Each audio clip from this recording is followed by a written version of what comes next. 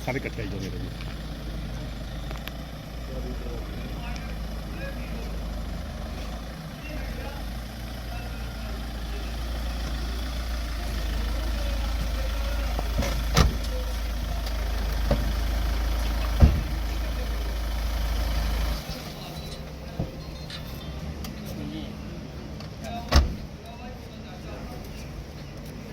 आज इस महत्वपूर्ण प्रेस कॉन्फ्रेंस पे मेरे साथ हमारे पार्टी के बड़े सीनियर नेता आदरणीय प्रेमनाथ डोगरा जी, हमारे विद्यासागर जी, हमारे मंडल प्रधान राहुल शर्मा जी, हमारे डिस्ट्रिक्ट डेवलपमेंट काउंसिल के बड़ीन के मेंबर आदरणीय करण अत्री जी, हमारे मंडल प्रधान रवि इंडोत्रा जी, हमारे नगरी के म्यूनसिपल कमेटी के फार्मर प्रेसिडेंट और हमारी पार्टी के बड़े सीनियर नेता अनिल सिंह जी, फार्मर सरपंच हमारे दिलावर सिंह जी, और कठुआ बार एसोसिएशन के हमारे वाइस प्रेसिडेंट हमारे विकास कांत जी,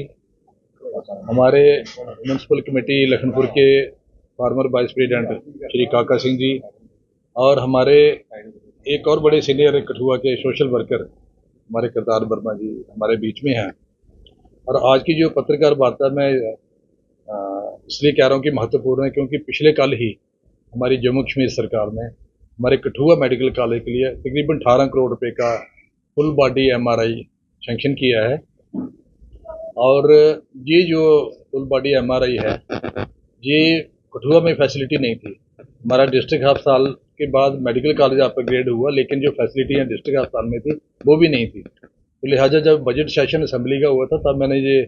जब health and medical education minister की ग्रांट्स थी तब जब मुझे मौका मिला बोलने का, मैंने कहा जी कठुआ अस्पताल में एक तो डॉक्टरों की कमी है,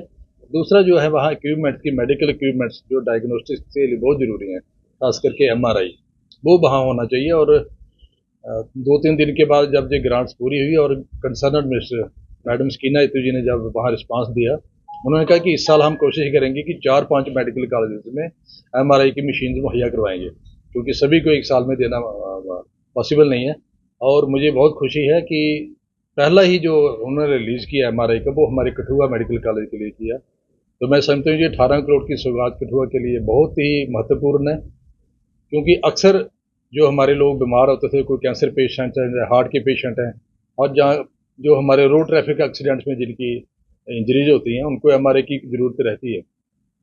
और ये फैसिलिटी यहाँ नहीं होने की वजह से या तो उनको जम्मू जाना पड़ता था, जहाँ कहीं अमृतसर या दिल्ली जाना पड़ता था, क्योंकि हमारे मैक्सिमम जो 70% लोग हैं हमारे गरीब लोग हैं, तो एक तो वो जा नहीं पाते थे, अगर जाते तो उसके आना जाने का खर्चा अलग, टाइम की वेस्टेज अलग, और इतनी देर में वो डायग्नोसिस के आने से पहले काफ़ी लोगों की जानें भी चली जाती थी। तो इस फैसिलिटी के आने से वो एक तो वो हमारे लोगों का टाइम भी बचेगा और लोगों को टाइमली वो डायग्नोज हो पाएंगे कि उनकी क्या प्रॉब्लम है, और उनका सही ट्रीटमेंट होने में एक बड़ी मदद साबित होगी। और ये जो सारा पैसा है ये हमारी केंद्रीय सरकार जो हमारे आदरणीय प्रधानमंत्री जी हैं, जिनका हमेशा ही जम्मू कश्मीर की तरफ बड़ा झुकाव है, बड़ा प्रेम है, लगाव है, उन्होंने ये पैसा मुहैया कराया। और मैं इस मौके पे उनका भी शुक्रिया अदा करता हूँ। और हमारे आदरणीय हेल्थ मिनिस्टर जो हैं, यूनियन हेल्थ मिनिस्टर आदरणीय जेपी नड्डा जी, उनका भी शुक्रिया अदा करता हूँ। और खास करके हमारे जो मिनिस्टर ऑफ स्टेट हैं प्राइम मिनिस्टर्स ऑफिस में डॉक्टर जितेंद्र सिंह जी, जो हमारे लोकप्रिय नेता भी हैं और हमारी संसदीय क्षेत्र के मेंबर पार्लियामेंट भी हैं, उन्होंने भी इसमें बड़ा कीन इंटरेस्ट लिया और ये इंश्योर किया कि ये पैसा मिले जम्मू कश्मीर को, और उसी की वजह से आज ये पॉसिबल हुआ है कि हमें ये फैसिलिटी मिली है। मैं इस मौके पे हमारी अपनी केंद्रीय सरकार का और हमारे यूनियन हेल्थ मिनिस्टर और डॉक्टर जितेंद्र सिंह जी का बहुत बहुत शुक्रिया अदा करता हूँ कि ये फैसिलिटी हमें दी उन्होंने। और मुझे पूरी उम्मीद है कि जो भी बाकी और भी चीज़ें होंगी उसमें भी हमारी केंद्र सरकार हमारी मदद करने के लिए हमेशा आगे आएगी, ताकि हम एक कठुआ को एक मॉडल डिस्ट्रिक्ट बनाए, मॉडल कॉन्स्टिट्यूंसी ही नहीं, कठुआ डिस्ट्रिक्ट में एक अच्छा हमारा ट्रीटमेंट का मेडिकेयर के लोगों को अच्छी फैसिलिटी मिले। उसमें मुझे लगता है बड़ा ही महत्वपूर्ण कदम है। और मैं इस मौके पे हमारे जो जम्मू कश्मीर के चीफ मिनिस्टर हैं जनाब उमर अब्दुल्ला जी, उनका भी शुक्रिया अदा करता हूँ, क्योंकि असेंबली सेशन के बाद मैं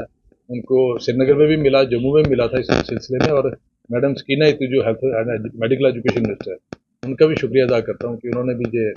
स्टेप लिया और हमारे मेडिकल कॉलेज को सबसे पहले एमआरआई की फैसिलिटी दी। जी उन्होंने जो कल लेटर निकाला है, उन्होंने कहा कि साइड प्रिपरेशन करो, साइट प्रिपरेशन के लिए जो भी उनकी जो टीम आएगी, एक्सपर्ट टीम, वो साइट का सारा देखेंगे, मुआयना करेंगे, उसके बाद ये मशीन लग जाएगी। और क्या मैं समझता हूँ कि बहुत बड़ी अचीवमेंट है कठुआ के लिए। मैं जब खुद डॉक्टर था 97-98 में, तब से हम लोग ये कोशिश कर रहे थे हमारे कठुआ के लोग कि ये हमारे की मशीन जहाँ होनी चाहिए। तो मुझे लगता है कितने सालों के बाद हमें ये फैसिलिटी मिली है, और मैं समझता हूँ कि बड़ा एक मील का पत्थर साबित होगी हमारे लोगों के लिए। देखिए, एमआरआई की फैसिलिटी यहाँ नहीं थी, अब आने से बड़ी इम्प्रूवमेंट होगी, और 18 करोड़ रुपया अमाउंट कम नहीं है। जहाँ तक अल्ट्रासाउंड का मैं उसी पे मैं आ रहा हूँ कि मैं खुद एक मेडिको रहा हूँ, मुझे सारा पता है कि क्या सिस्टम है, सारा क्या नहीं है। सिस्टम में कहीं कहीं लूप होल्स भी हैं, लेकिन उनको भी हम प्लग करने की कोशिश करेंगे, क्योंकि जो हॉस्पिटल की रोगी कल्याण समिति है, मैं उसका भी चेयरमैन हूँ। तो लिहाजा मेरे पे भी ये कल को अगर कोई माल प्रैक्टिस होती है, मेरे पे भी उंगली आती है। तो ये आपने बिल्कुल सही सवाल पूछा। और जो अल्ट्रासाउंड का आप कह रहे हो कि काफ़ी डेटें पड़ती हैं, कोशिश करेंगे कि अल्ट्रासाउंड के लिए और आर्गूमेंट करें इस फैसिलिटी को, ताकि जो लोगों को 3-3, 4-4 महीने टाइम उसको भी कम किया जाए और लोगों को एक टाइमली फैसिलिटी मिल पाए। तो देखिए, अब जो दूसरा पहलू मैंने कहा कि असेंबली मैंने उठाया था कि जितने हमारे स्पेशलिस्ट डॉक्टर चाहिए वो नया नहीं है, न्यूरोलॉजिस्ट नहीं है, कार्डियोलॉजिस्ट नहीं है, और मैक्सिमम जो लोग हैं डायबिटोलॉजिस्ट नहीं है। तो ये 2-3 जो स्ट्रीम्स है, इनके डॉक्टरों की भी कोशिश करेंगे वो भी जहाँ तैनात हों, ताकि हमारे लोगों को फैसिलिटी मिले। तो ये मैं समझता हूँ कि कठुआ के लोगों को आपके माध्यम से मुबारकबाद देना चाहूँगा कि ये सिर्फ कठुआ का नहीं, पूरे हमारे डिस्ट्रिक्ट फैसिलिटी मिलेगी। हॉस्पिटल का टैग जो है बड़ी देर पहले से मिल चुका है। बिल्कुल, अब इसके आने के बाद बिल्कुल उसको कम करने हमारे मैं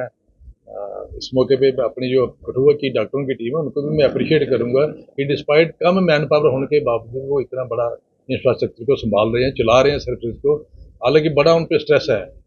मैन पावर कम है, तो मैन पावर की भी कमी कोशिश करेंगे आने वाले दिनों में। लगभग जो 18 करोड़ सिर्फ एक ही मशीनरी का सेटअप है। एक और मुबारक की बात है कि 190 सीटें जो है एमबीबीएस की जम्मू कश्मीर में बढ़ी है। 190 में जम्मू मेडिकल कॉलेज को 20 मिली है, श्रीनगर मेडिकल कॉलेज को 20 मिली है, कठुआ मेडिकल कॉलेज को 50 मिली है। तो आप इसके लिए ये भी मुबारक की बात है कि जहाँ जितनी ज़्यादा कोई सीटें बढ़ेंगी तो उतना सेंट्रल गवर्नमेंट को उस हिसाब से इंफ्रास्ट्रक्चर को अपग्रेड करना पड़ता है, मैन पावर को अपग्रेड करना पड़ता है। तो जब सीटें ज़्यादा आई हैं तो नेचुरली इससे मैन पावर और आएगी और हमें कहीं ना कहीं उसका बेनिफिट होगा। सर, ये राउंड द क्लॉक जो पेशेंट है वो तब तक सफर करता है। इसके लिए ऐसा एक तो आने वाले दिनों में एक, क्योंकि अभी सारे लोग इसमें फ्लड में बिजी थे, आने वाले दिनों में शायद अक्टूबर के 1st एंड 2nd वीक में एक आरोग्य कल्याण समिति की मीटिंग कर लेंगे हॉस्पिटल एडमिनिस्ट्रेशन के साथ। और जहाँ जहाँ हमें जो मैन पावर की कमी आ रही है वो कोशिश, अगर जरूरत पड़ी तो हम आउटसोर्स भी लोग लगा लेंगे जो एक्सपर्ट लोग मार्केट में अवेलेबल हैं, ताकि हमारे लोगों को जो सफ़र ना करना पड़े। जो पैरामेडिकल जो मशीन है ये फिलिप्स क्वालिटी की है, और ये वो मशीन है जो आम हॉस्पिटल में आपको नहीं मिलेगी। एम्स में ये फैसिलिटी है, यही मशीन वहाँ लगी है, फोर्टिज में लगी है, मैक्स में लगी है, और फुल बॉडी एमआरआई है। तो ये जो है रेट फिक्सेशन जो है वो तो एमएलए के हाथ में नहीं है, ना ही गवर्नमेंट के हाथ में, क्योंकि इसकी हाई पावर्ड कमेटी होती है। उसमें सिर्फ हमारी जम्मू कश्मीर सरकार नहीं, सेंट्रल गवर्नमेंट भी सारे वो मापदंड दे के फिर परचेज होती है। तो कहीं ना कहीं जी हमारी कोशिश रहेगी कि कठुआ में मेडिकेयर फैसिलिटी को और ज़्यादा बूस्ट मिले, ताकि इसमें हमारा सारा ये डिस्ट्रिक्ट है, हमारी अपनी भूमि है, मातृभूमि है, तो कोशिश करेंगे और ज़्यादा। कठुआ की अगर बात करें, कल आपने भी दौरा किया, एक वीडियो जो है बड़ी ज़्यादा वायरल हो रही है जिसमें बताया जा रहा है, बात ये भी बताया गया कि जो लेबर रूम का बाथरूम है उसमें थोड़ी प्रॉब्लम है। मैंने कल ही प्रिंसिपल को कहा कि उसका हमने जो आरकेएस की मीटिंग हुई थी उसमें मैंने कहा था कि उसको इम्प्रूव किया जाए, और वो काम लगे हुए हैं।